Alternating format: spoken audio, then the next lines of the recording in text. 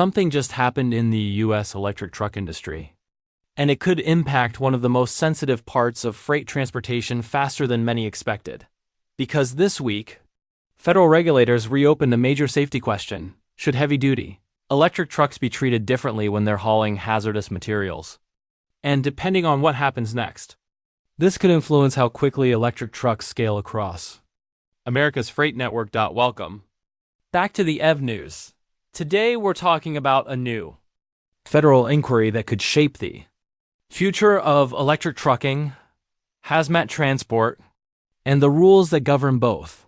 If you enjoy quick, clear EV updates designed to be listened to while you drive or work, consider subscribing to the EV News. News stories are coming every week. Now let's get into it. The U.S. Pipeline and Hazardous Materials Safety Administration, also known as PHMSA, has launched a formal request for information. The agency wants to understand whether heavy-duty electric trucks create different safety risks compared with traditional diesel trucks when they're transporting hazardous materials. This includes chemicals, flammable liquids, industrial gases, and other dangerous cargo that already faces strict federal rules. And even though PHMSA hasn't proposed new regulations yet, this inquiry could shape future policy decisions. So why does this matter?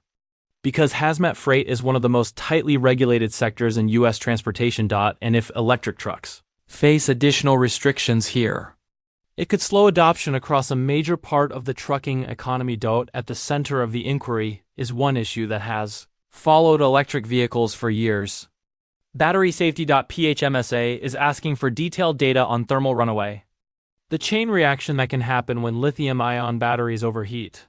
They want to know how battery fires compare to diesel-related fires in terms of heat, duration, and difficulty of suppression. This is important because battery fires behave differently.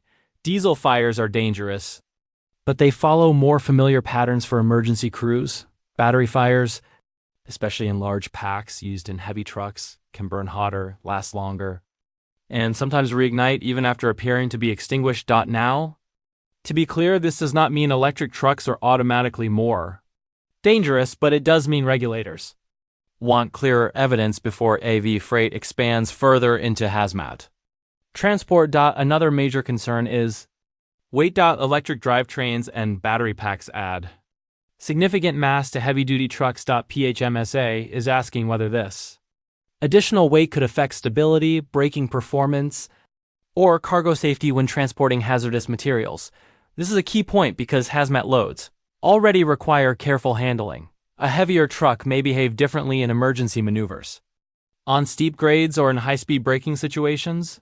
And weight has been a long-running issue in the EV trucking industry. This is similar to what happened when Tesla introduced the Semi, and regulators began discussing weight exemptions for zero-emission freight vehicles. The industry has been pushing for higher weight allowances because batteries are heavier than diesel systems. But regulators also have to consider road safety, infrastructure wear, and accident risk. PHMSA is also asking about electromagnetic interference. This is a less discussed topic, but still important. Heavy-duty electric trucks operate with high-voltage systems, and the agency wants to know whether those systems could affect sensitive, hazardous cargo. Most experts believe modern shielding makes this unlikely, but the fact that regulators are asking shows how cautious hazmat policy can be. Charging is another major area under review. PHMSA is specifically requesting feedback on the risks of charging hazmat-loaded electric trucks at public stations. Think about the scenario: a truck carrying flammable chemicals pulls into a charging site with high-power connectors, other vehicles nearby, and electrical infrastructure operating at extremely high loads. The agency wants to understand whether current charging environments are designed with hazmat cargo in mind. And this is where things start to get more complex. Because electric trucking isn't just about the vehicle. It's about the ecosystem. Charging networks, depot design, emergency protocols, and training all have to evolve together. Emergency response is one of the biggest issues in this entire discussion. PHMSA is reviewing how incidents involving electric hazmat trucks would be handled in confined environments like tunnels, warehouses, or freight depots.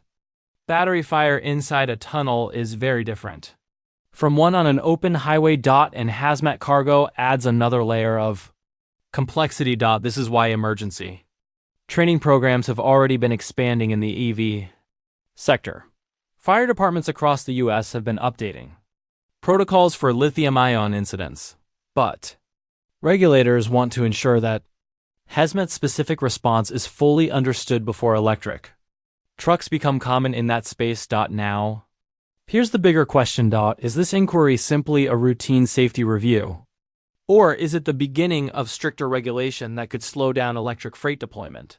Some industry analysts, including FreightWaves, suggest that identifying new technical hazards could provide justification for a retreat from electric heavy-duty fleets in the hazmat sector. In other words, if regulators decide electric trucks require entirely new safety rules, adoption could face delays, higher costs, or limited deployment in certain freight categories.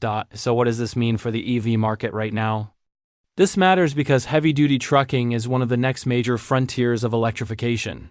Passenger EVs are already mainstream, but freight electrification is still early. Companies like Tesla, Volvo, Daimler, Freightliner, and BY are pushing into electric trucking. But large-scale deployment depends heavily on regulatory clarity.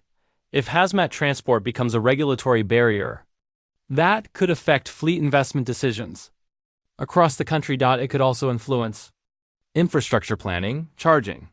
Sites designed for heavy trucks may need new standards for hazmat operations. And that means more time, more cost, and more coordination. At the same time, this inquiry could also lead to better safety frameworks. Because if PHMSA gathers strong evidence that electric trucks are manageable within existing safety systems, it could accelerate confidence in adoption. This is a critical moment. Electric trucks are entering real-world freight operations now, not 10 years from now. And regulators want to ensure safety keeps pace with innovation. So the big question is, are we about to see new rules that slow down electric trucking and hazmat freight? Or will this review end up proving that electric trucks can safely handle even the most sensitive cargo in America's supply chain? That's what the industry will be watching closely over the next few months. PHMSA is collecting feedback now, and the findings could shape the next era of electric freight regulation. So, what do you think? Should electric trucks face different hazmat rules than diesel trucks? Or is this just part of the growing pains of a new technology entering the freight world? Let me know in the comments. And if you want to stay ahead of the EV revolution, subscribe to the EV News, and I'll see you in the next update.